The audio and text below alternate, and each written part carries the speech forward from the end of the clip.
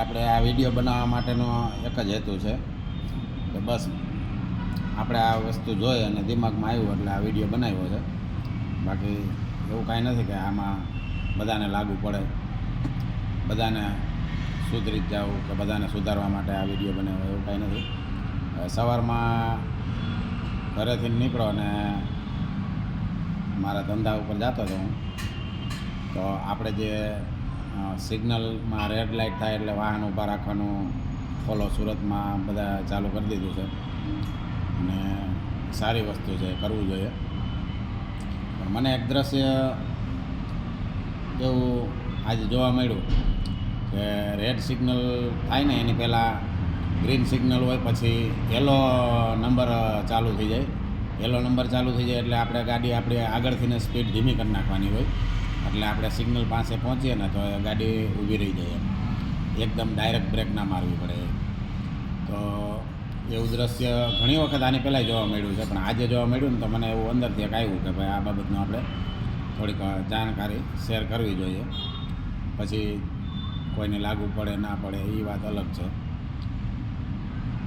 તો એવું મને આજ દ્રશ્ય જોવા મળ્યું કે એક ભાઈએ તરત જ ટુ વ્હીલ બાઇક એની સિગ્નલની નજીક પહોંચી ગયા તો ઊભી રાખી દીધી, અને એની પાછળ એક ટેમ્પો જતો હતો અને ટેમ્પાથી ઘણો થોડોક દૂર હું હતો, એટલે મને તો કાંઈ તકલીફ કે એવું પડ્યું જ નથી. મેં તો આગળથીને જ આ દ્રશ્ય જોયું ખાલી કે એ ભાઈ ટુ વ્હીલ ઊભી રાખી દીધી ને એટલે ટેમ્પાવાળાને એકદમ જ સાઈડમાંથી કાવ મારીને અને નીકળવું પડ્યું. તો એમાં બેમાંથી કોઈનો વાંકઈ ના કહી શકાય, કારણ કે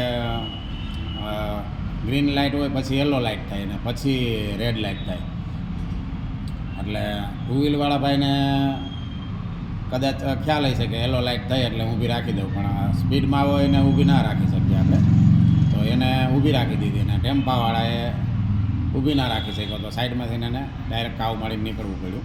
તો આમાંથી આપણે જાણવાનું એટલું મળે આપણને કે જો આપણે ઊભી રાખવી હોય એવી રીતના તાત્કાલિક જ, તો આપણે રોડની યા તો સાઈડમાં હોવા જોઈએ યા તો આપણે નીકળી જવું પડે. પછી સિગ્નલ તૂટી જાય તો ભલે તૂટી જાય, પણ જો એક્સિડન્ટ થાય ને તો આમાં ભયંકર પરિસ્થિતિ થાય.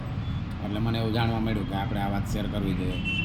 હવે બહુ લાંબો આપણે વિડીયો એટલો બધો વધારવો નથી, બસ ટૂંકી વાતમાં આપણે સમજાય જાય એટલું સમજી જવાનું છે. ટુ વ્હીલવાળા ભાઈએ તાત્કાલિક ઊભી રાખી દીધી, ટેમ્પાવાળાથી ઊભી રહી ન શકી અને સાઈડમાંથી કાવ મારીને નીકળવું પડ્યું. એટલે આગેથી દ્રશ્ય મને એવું દેખાણું કે એની સાઈડમાં કોઈ વાહન હતું નહીં એટલું સારું થયું, અને એ કાવ મારી શક્યા એ વસ્તુ સારી થઈ. એટલે આ બધું કુદરતી બચાવ કહેવાય. ચાલો, thank you, all the best.